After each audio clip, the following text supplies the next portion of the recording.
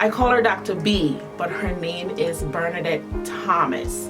She's awesome. I'm gonna let her tell you all about herself. Today we're gonna be talking about empathy and how, as a motherless daughter, having that hole, that brokenness, how you can give yourself empathy as well as to others. But, you know, me, I got it very young.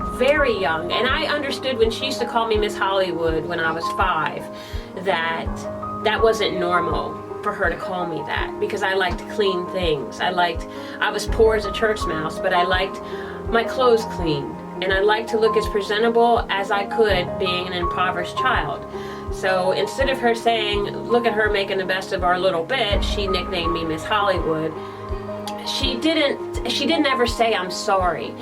If she could ever get to the point where she could say I'm sorry, I wasn't a good mom, I shouldn't have burnt you guys on the stove or threw you down several flights of stairs or punched you or hit you with a bag of glass, and you know, there's a long list. It hurts me that the biological couldn't say that she was sorry. She repeatedly, till this day, tells her, you just need to get over it. See, right there, you were just exercising empathy. Yes. Right there. Mm-hmm.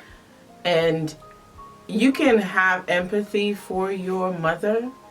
That doesn't necessarily mean that you have to have contact with her. Because if your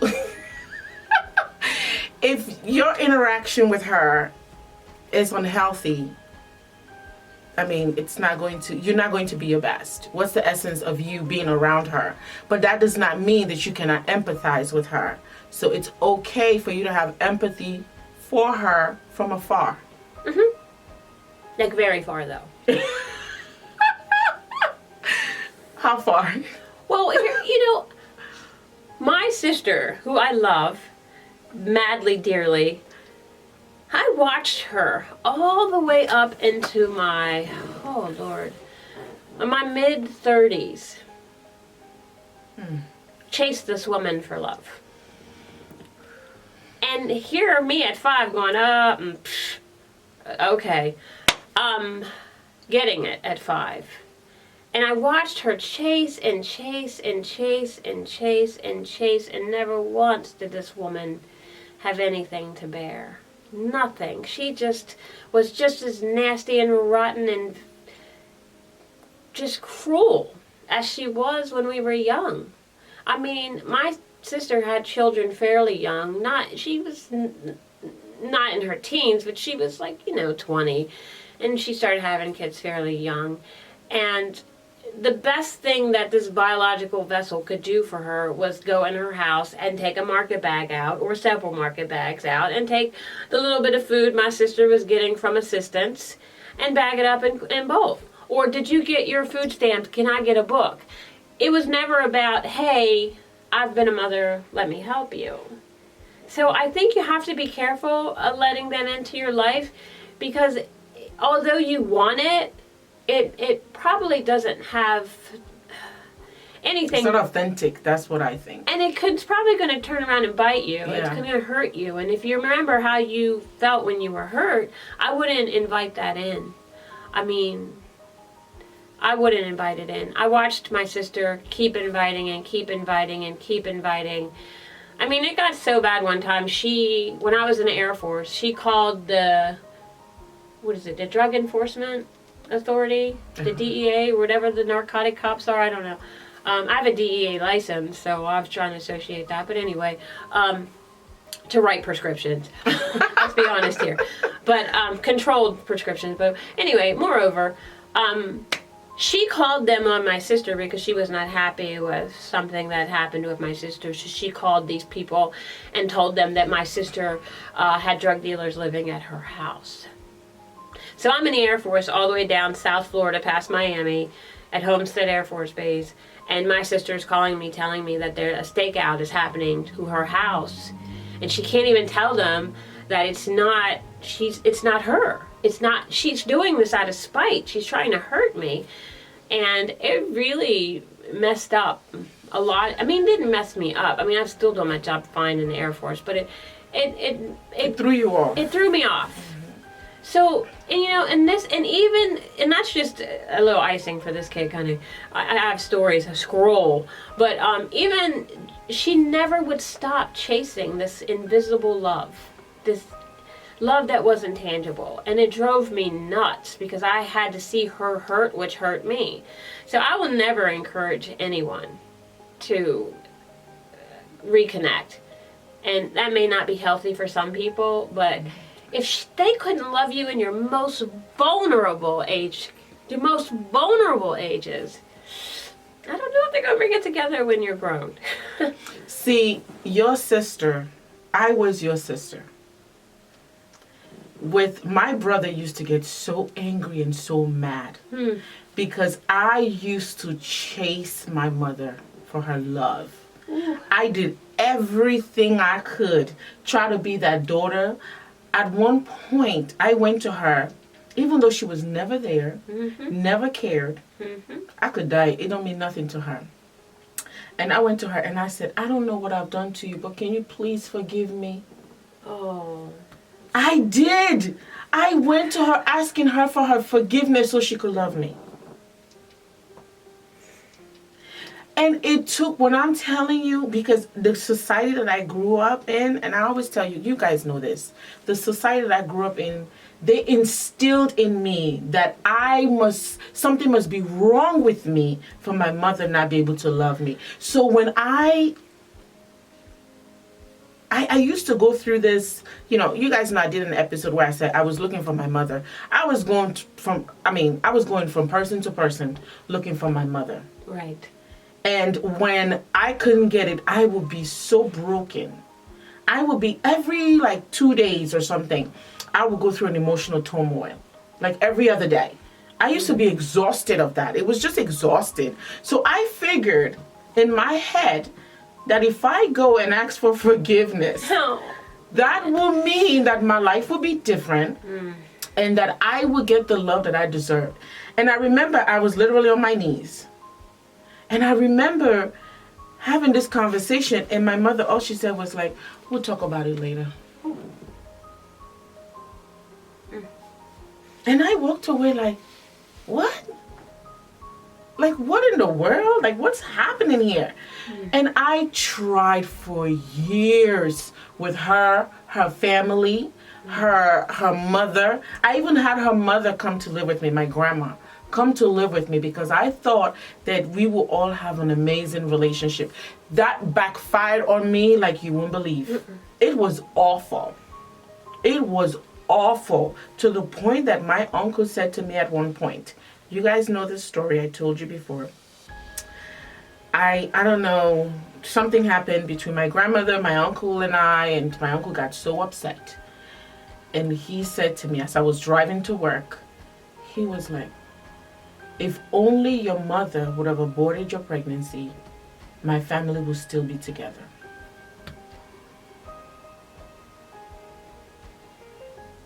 Yes. And my mother got so upset for the fact that I got upset that my uncle said that to me. See what I'm saying? Don't seek it out. That's when I learned. I'm telling you, at 33, the number 33 is so major to me because it's at that time that I was like, F this. What's the point? You can't feel for me. You can't see my hurt. You can't feel my hurt or my pain or whatever. What's the point? I honestly feel for us, if someone would give us a Maya Angelou book when we were like 10, we would have turned out to be pretty strong women. Because she has so many short and to the point things that capture so much information for us. Like, for the simple one that says, when people show you who they are, believe them. I mean, that to me is and so many others that she wrote. And I read that stuff to this day and I'm like, dang, if I could have just read this when I was 10, it would have saved me so much time. But to get some of that negative energy out of your life and see how rewarding it is to actually care about people and be kind and give those little things that would have been beneficial to us as children. from mothers. So, you know, that empathy thing, putting that to use is those hugs that you missed, is those added girls that you didn't get, is that you're smart, you're important, you matter, that you never heard. Empathy is those things that reward you without saying those phrases.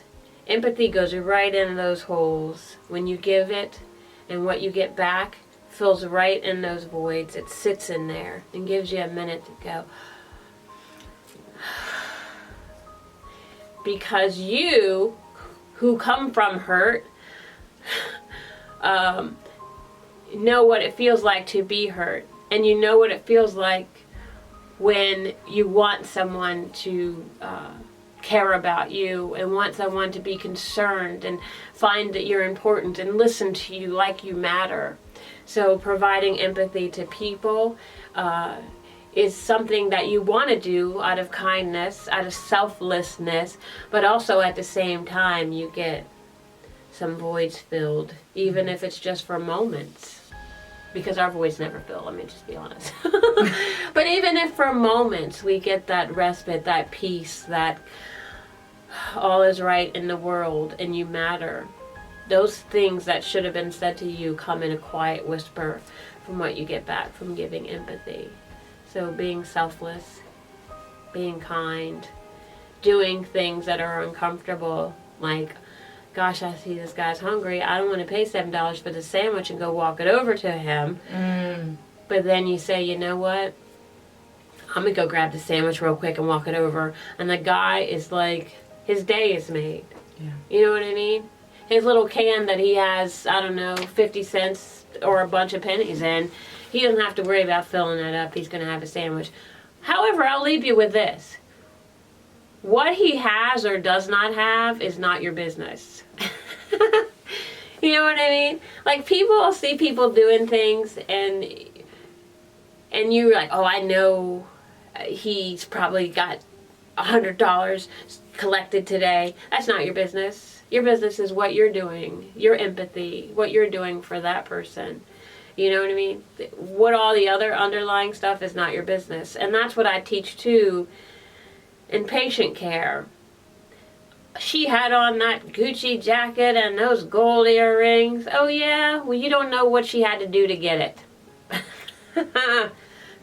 You don't know what she had to put up with. Okay, and furthermore, do you know if it's even real? Because I know we do bootlegs right in my community. But I'm just saying, you know, what is underneath is not your business. Being empathetic is you caring about someone, you being concerned about someone that has nothing to do with what the underlying thing is going on with them. You see, you act, they respond 9 times out of 10 in a positive way that fills in those voids and gives you those hugs. So we need it. We need that. We need to do good for people because people didn't do good for us, especially the one person that should have. And mothers are so important to sons. I've learned that as a mother of a son. Mercy, Jesus. I'm going to tell you, I learned how mothers... I'm very, very, very strict on teaching my son how to love. I hug him. I tell him how important he is, how smart he is, how he matters. I celebrate him. I break him down when I have to because he's spoiled. But my presence in his life is profoundly important. My presence in my daughter's life is profoundly important because if I don't show them courage, a warrior, a multitasker, a confident, proud woman, a smart woman, a nice woman, a fearless woman, an empathetic woman, a kind woman, a person who can take on the world, if I don't show them that, who do I expect to do that? Who should do that? You know what I mean? Who should do that? So think of us being released into the world without any of that. Imagine all the men running around without any of that. Who should have showed them how to love the most? Who should have showed them how to love the most. Because sons learn how to love from their mothers. I completely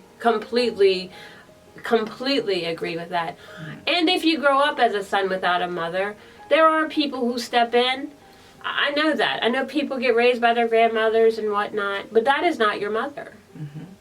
Because no one can fill that void. No. No one can fill that void. And I have learned that I need to see whomever I'm going to marry or date or whatever. I need to see a relationship with your mother. How was she? Oh, That is very important, because I cannot date, because some of these men are raised by women, but they did not teach them what it is to be a husband and to love. So I cannot be dating someone or being in a relationship with someone that does not know what it means to feel for the other person. You got to be able to feel for me. You got to have compassion. You got to have kindness. I don't care what kind of car you drive, what you bring. I need you to be able to show me these things, because you got to remember, I am coming to the table bringing all of these things. I need you to bring it. So I need to know and see how you interact with your mother. Is your mother kind to you? Is she loving? Is she supportive? Does she hold you accountable? These things are very important. Now we're going off topic. I'm sorry. you know what? Teaching my son how to love helps him be empathetic to people. And the funny thing about that is I get irked, because we'll be out in public and my son doesn't skip a beat to get the door for someone or pick up someone or help someone. My son doesn't miss a beat to do that. And people turn to me and go, "Oh, he's such a nice boy," or "He's such a nice young man." No, I did my job, Boo. That's right. I did my job, and he's doing behaviors that say my mom loves me. My mom showed me to be kind in the world. My mom showed me that these little things that I do for people matter. This is important. Just simply holding the door for 30 people, sometimes he does, it brightens their day. You know what I mean? And that gives back to him, because he feels proud that he helped people. So, I mean, just imagine us in the world and how difficult it is for us to empathize with people when we were never loved. It's hard. It is very hard. Yeah, you have to learn that at some point, and that was the case for me. But you literally figured out your life at 5. That's what I feel like. At 5 years old, where did that come from? Like, I have been trying to get back to that for a minute. Like, where did that come from? At 5, I was so lost. I was like, I didn't even know what was happening to me. Well, I realized I was poor. Oh. I realized I was poor. I realized... At 5? Yeah. But how did you realize, like, oh, is it from watching your sister that you were like, oh, she's trying too hard and she's still not getting it, so why should I? Is that where that comes from? Well, no, there were some behaviors and things that I was aware of that my friends... It was different from my friends. You know what I mean? Like, I'd be out playing and no one ever called me to say it's time to eat. You know what I mean? Wow. I hear my friends' moms calling them, saying it's time to eat. You know what I mean? And I'm like, am I getting a call? You know what I mean? Or people saying, we're going to go, I don't know, to the supermarket. I'm going to the supermarket with my mom. Or I'm going to go to the baseball game with my dad. And those are not even good examples. But just seeing people around me and their dynamics of their family were so different from mine. And me realizing that, oh, I don't know if she can do that. You know what I mean? So she and I, honestly, because of that, she knew I knew. She knew I knew. Oh, she must have not liked that. She didn't. But she couldn't catch me because I could run fast. So she caught me a lot. But I could say some real slick stuff and run out the door and be gone for about 6 or 8 hours. And by the time I'd be done, she'd either forgot or she had had some juice and she didn't care. And so that was... I didn't do it often because I didn't want her to think that there was a pattern. And young enough to know that. That's crazy, right? But I did sometimes do some behaviors to distract her too. Because she used to beat my sister pretty... Yeah, it's disturbing. And in order to get her to stop doing that, I used to create diversions. I'd throw dishes. I would throw the dishpan full of dishes. And if you do that and someone is unstable and they hear that, they'll come in that direction and leave the area that they are in. So it was just so much. And man, I tell you, I thank God that I am a mother and that I value that and hold that so sacred. So don't be scared. It really will, and you won't be that. You can't be that. Because if you're here watching this and listening to this and understanding that she and I is it she and I or her and I? We'll work that out later. I know. We made it. We're not perfect at it, but we made it. So motherhood is not impossible. It is. Everything that you've been through and went through is what you use to not become. You use that as who you don't want to be. And it helps you develop empathy towards your children. Oh, yes. You know what I mean? You want to have empathy towards them because you want to understand that they love you back. So when you empathize with them, of course, what comes in? You know, smooches and all that good stuff and high fives and all this nice talk that you're like, that's right, I got this. So, I mean, we have a lot to do and no one really understands us. We have a lot of explaining to do, and sometimes I'm not as nice with my explanations. I'm like, look, my mother beat me half to death, okay? I was in foster care, group homes, and every kind of thing you can think of. My life was hell. Okay, but it turned out okay. I try to summarize it.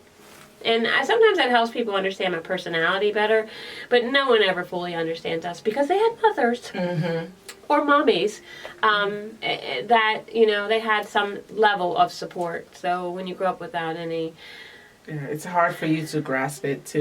Now, I don't even try with friends that grew up with moms. Oh, no. I don't even, it's like a waste of my time because they're never going to understand it. For them, it's just it's like what? Like, you know, they don't know. You don't know what you don't know. Like, what else can you do? My ponytails were slick and my clothes were clean. And I sat, y'all seen this pose earlier. I sat on the couch like this while the lady came, and me and my sister sat side by side smiling. Everything great. We didn't say that, but we smiled like everything was great. Wow. Yes. So no one knew that this woman was terrorizing me and my sister. No one knew. No one knew. She burned us on the stove. My aunt came over and saw that me and my sister had burn marks up our arms because she put us on the stove and burned us on the burners. And my aunt came over. She didn't say anything to the vessel. She just kind of looked at me and my sister kind of like horrified, and then I don't know, they chit-chat and whatever, and then she left, and then a lady did come by, a social worker did come by, but when you're sitting like this, who will see? Do you think that mothers should be tested for mental illness, like before? Should it be a requirement to be tested? Because there's someone that I interviewed, she's a nurse, and she does this program in Philly where from the age of birth to 2, she's with the mother, helping them cope and go through. Sure. And so we went through this sexual educational class, and she was saying that she's going to insert that into her learning for the mothers, things to identify, things to look at, and how they can be, and all of that. So for her, I was just like, that is so good that these new moms are having this experience on how to go through motherhood. Oh. You know, so do you think that mothers should either have that or a mental assessment before becoming a mom? I think, I wouldn't, how would you, I think a one-on-one, like, when people become pregnant, I think, you know, like a one-on-one, not necessarily with a psychiatrist or a psychologist, but maybe like a social worker to identify areas of concern. Because I think social workers' approach and psychologists' approach or psychiatry or any of that are different. I mean, social worker, we're looking at the social dynamics of all these structures. So I think, maybe, and not like from social services, because there are social workers that work independently and, help families and couples and all this other stuff with their social issues. So I think incorporating something like that into like the new mom, whatever the routine is for new moms, to kind of, so they can identify areas of concern early and create a plan to address that. I mean, I think that would be helpful. Because no one likes the stigma, you need to go see a psychiatrist, you need to see a psychologist, blah, blah, blah. No one likes that. I think a social worker, or I don't know, you could maybe come up with an even fancier name to have someone that's not so, I don't know, not so much making your mental health the focus, but kind of looking for areas of concern. Yeah. I mean, I agree. I like what the nurse that I interviewed, I like what she's doing, because I feel like that is such a foundation for mothers. Like, being a mom is not an easy thing. It's not an easy thing, but you have to be open. You have to be open to the process. You have to be willing to learn, and for these mothers to have that, to me, is considered a resource. Right. To have, like, when you're having doubts, you're having questions, you're not sure what to do, you have that for 2 years of your child's life where they come and visit you in the home just to see how you're coping as a mom and all these different things that she does. I feel like it should be implemented everywhere. It should not just be in Philly. I've never heard of it in Delaware. But I think it's just in Philly right now. And I should come back at like 5, so when kids can really talk. I know. Come back at 5. Come back at 5. When kids can really tell you what's going on, because I have a lot to say at 5, but no one was there to hear me. Oh my gosh, and believe me, we were on the assistance, the government assistance. Yes, I know all about the cheese and all that other carrying on. But like when social workers used to come to our house, when I tell you my hair was coiffed, my ponytails were slick and my clothes were clean, and I sat, y'all seen this pose earlier, I sat on the couch like this while the lady came, and me and my sister sat side by side smiling. Everything great. We didn't say that, but we smiled like everything was great. Wow. Yes. So no one knew that this woman was terrorizing me and my sister. No one knew. No one knew. She burned us on the stove. My aunt came over and saw that me and my sister had burn marks up our arms because she put us on the stove and burned us on the burners. And my aunt came over. She didn't say anything to the vessel. She just kind of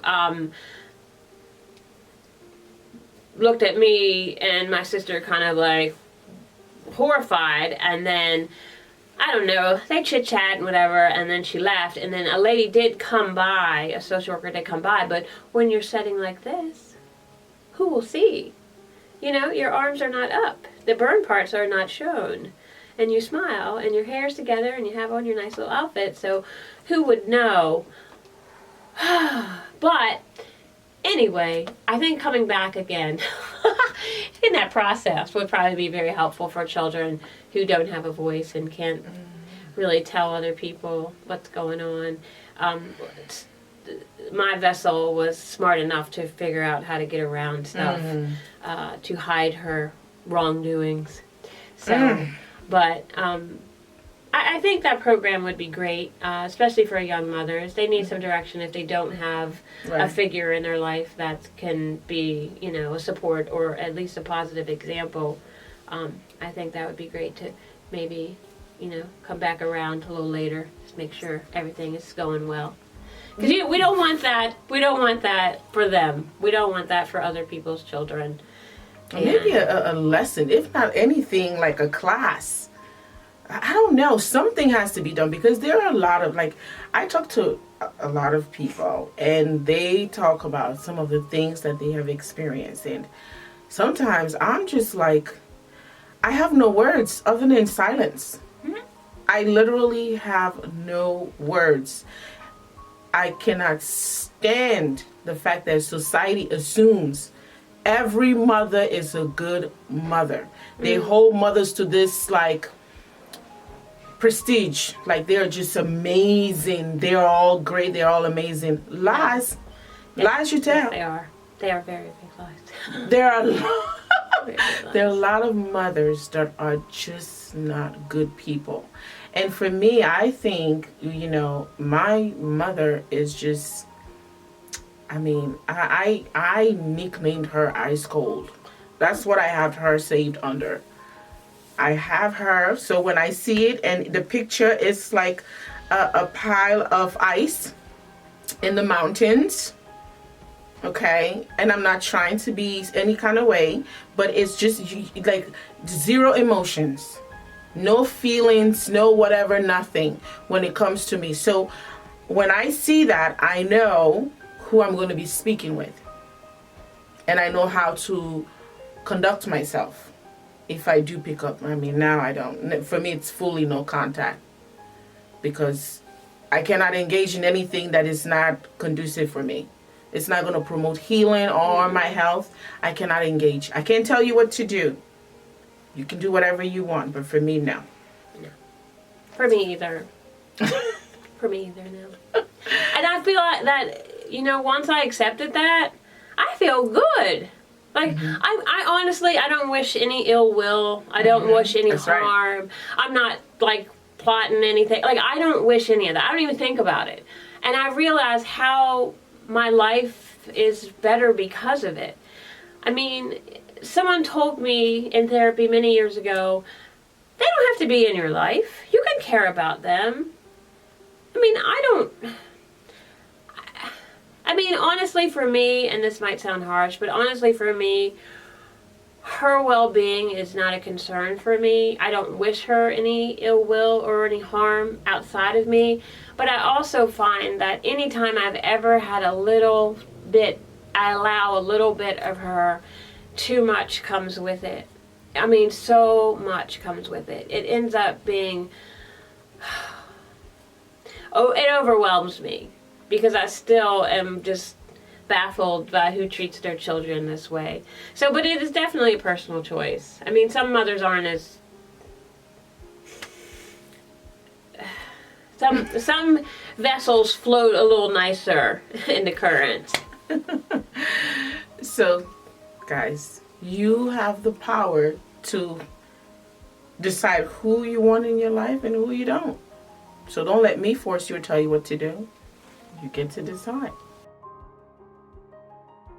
So, what is your one word for my motherless daughters? Your one word of encouragement, support, and why? My one word is warrior. That's my one word. No one can survive what we survived if you weren't a warrior. Even to this day, even though you feel imperfect and you feel that you're different from the other women, they clearly couldn't survive what you did. So that doesn't make them less warrior-like, but it doesn't make them the same as the type of armor you wear.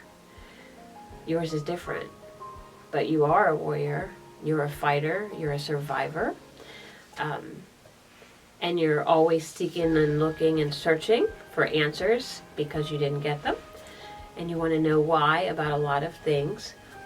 But at the same time, every day you get up, every day you take a step forward, every day you fight for who you want to be, even if you're not successful at it. You still want to be better.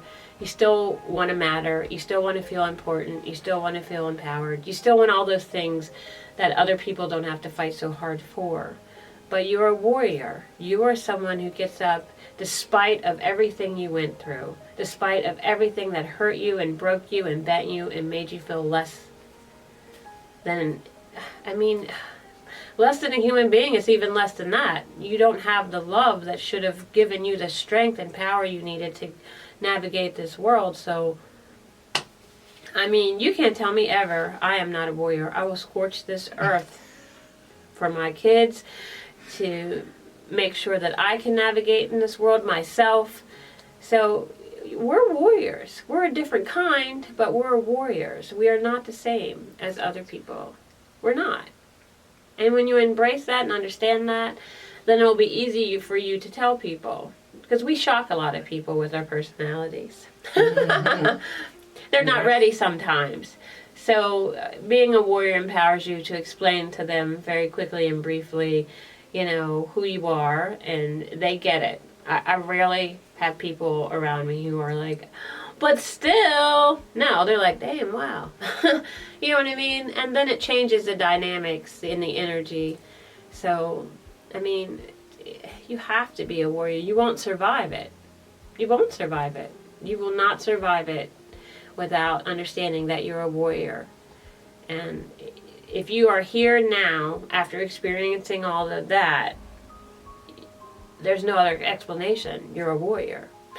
You are. If you're here now, after all of that experience, and probably some more experiences more if you're still trying to get that love, that tangible love that's impossible. But, I mean, every day that you get up and acknowledge that here we go again, another day to fight, that's warrior mode. Period. I am a warrior. You are a warrior. Oh, yeah. She's a warrior. We all are. Let's keep it moving. And why should people listen to Empowering Motherless Daughters podcast? Because it's a place and a space for you to see people who are just like you. And it doesn't have to be physical characteristics. We're talking about experiences that change our lives, that have given us situations and experiences and relationships that we can't really kind of figure out and kind of navigate through, and you might get little bits and pieces from us to help you put the pieces of the puzzle back together. So being in a space where people are just like you is empowering, because you get information, you get things that can help you move forward. Because we know how quickly we can move backwards if we let these people into our life. If she lets ice cold back in, if I let the vessel back in, ugh. I mean, it becomes, it overwhelms me. So this is a space for you to contribute to, whether it's email or, however, contact information, or to just listen and, and apply some of this information. It's just a space for you to come and know that you are not alone, that people do care about you. People know your pain, maybe on different levels, maybe different experiences of pain, but people understand that emptiness is real. It can turn into something very ugly, or it can turn into something that you control. That you are in control of it. You create strength and power, and you do something positive with it, like empathy. You do something that is good. Not only does it help people, but it rewards you. So this is a space where you can come and feel like you belong. Okay, so now I want you to tell them how they can reach you, like Instagram, Facebook, what you're all about. I know you give them a glimpse earlier, but just a little bit in depth, because I'm going to put all of that information at the bottom. Well, you know what I like, and this is what I do like. I like Instagram simply because if something happens good for you, I want to see it. If something happens for you that's showing that you have strength and you are in warrior mode and moving forward, I want to see it. If something happens to you and you just write words, I want to encourage you and lift you and tell you that it's possible to move forward, to grow, to find strength.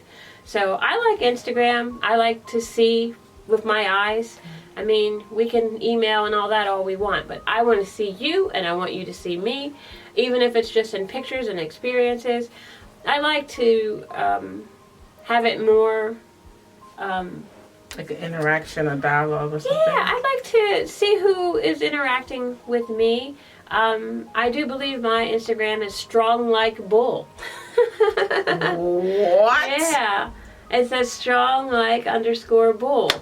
So yeah, See how we do, girls and guys? But yeah, my Instagram is Strong Like Bull. I do believe my name, Bernadette Thomas, is on there. You can probably put them both in the search bar so we can interact with each other. You can see my family, see all kinds of stuff. I'm not shy. And we can chat if you have more questions. Yeah, I'm not up with the kids here. I'm not with the kids in Snappy Chat or whatever and all that carrying on. Snapchat. Yeah, and all that WhatsApp. Oh, what's up? What's up app or something like that. Yeah, I can't keep up with all that. But Instagram I love because you can see people doing their thing, and I feel like yes, there are some things on Instagram that people are definitely not telling the truth about, and I get it. But authentic stuff, I want to see that. I want to see you celebrating you because I want to celebrate you too. So pretty much she's saying Instagram is the best avenue for you to reach her. I will put that link below so you can, if you have more questions, she is amazing. And I am willing to share her. Okay. I'll share I've been keeping her to myself. It was hard, but I shared, okay? So don't tell me I don't share, because I shared. Thank you, guys. Thank you so much for taking the time to listen to us, for being a part of this podcast. I'm forever grateful. And please continue to love, hug, be kind and compassionate to yourself. Until next time, be good, be kind, be loving, be patient with yourself. It's a process.